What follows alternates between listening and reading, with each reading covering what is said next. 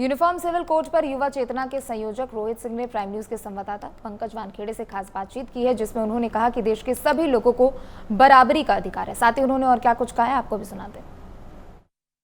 प्रधानमंत्री मोदी के कुछ दिन पहले बयान को लेकर लगातार देश में घमासान शुरू हो चुका है। प्रधानमंत्री मोदी ने यूसीसी को लेकर कहा था कि एक घर में दो कानून नहीं होने चाहिए। इसी मुद्दे पे बात करने के लिए युवा चेतना के संयोजक रोहित सिंह इस वक्त हमारे साथ बात करने के लिए। सर, किस तरह देखते हैं, प्रधानमंत्री मोदी ने कहा है, खुले मन से कहा है कि एक घर में दो कानून नहीं होने चाहिए। आप किस तरह देखते हैं और लगातार बयानबाजी भी हो रही है इस मुद्दे को लेकर? देखिए, देश की आजादी के बाद कई कानूनों में परिवर्तन हुआ।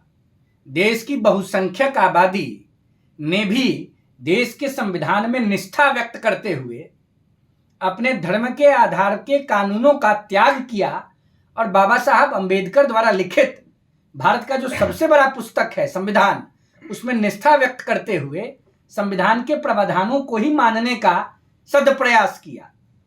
देश में सभी धर्म के लोगों को बराबरी का अधिकार है, इसका प्रमाण हमारा संविधान है। तो फिर एक देश में एक संविधान होने के बावजूद दो प्रावधान क्यों?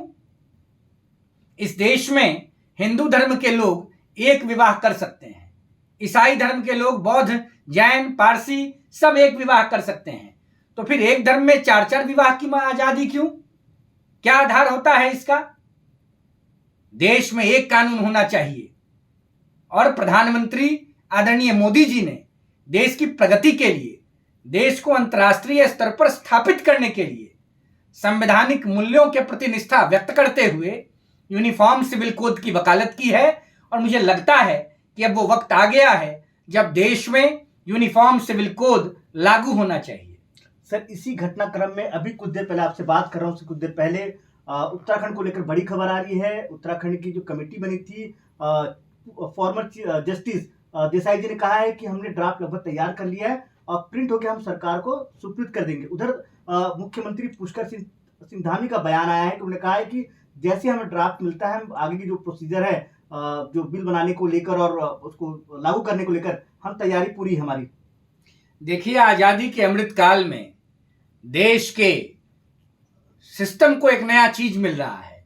यह एक महोत्सव का वक्त है। यूनिफॉर्म सिविल कोड उत्तराखंड सरकार लगातार चर्चा कर रही थी और निश्चित रूप से उन लोगों ने प्रयास किया है, तो उत्तराखंड में लागू हो रहा है।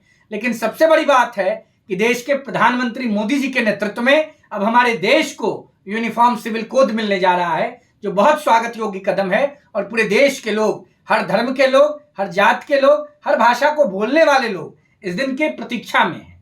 सर, आखिरी सवाल, कई लोग इसका अपोज कर रहे हैं, एआईएम के ओवैसी हो या समाजवादी पार्टी से कई बड़े नेता हो, मुस्लिम नेता हो, वो इसका अपोज करते नजर आ रहे हैं। आप किस तरह देखते हैं इसको? ये वही लोग हैं जो भारत माता के जय का विरोध करते हैं। ये वही लोग हैं जो वंदे मातरम का विरोध करते हैं। ये वही लोग हैं जब पाकिस्तान में घुसकर मोदी जी पाकिस्तानियों को, आतंकवादियों को करारा जवाब देते हैं, तो ये लोग विरोध करते हैं। इन लोगों के विरोध का कोई निहितार्थ नहीं निकलेगा। देश की जनता प्रधानमंत्री आदरणीय नरेंद्र भाई मोदी जी के नेतृत्व में यूनिफॉर्म सिविल कोड का स्वागत करने के लिए दोनों बाह खोलकर प्रतीक्षा कर रही है।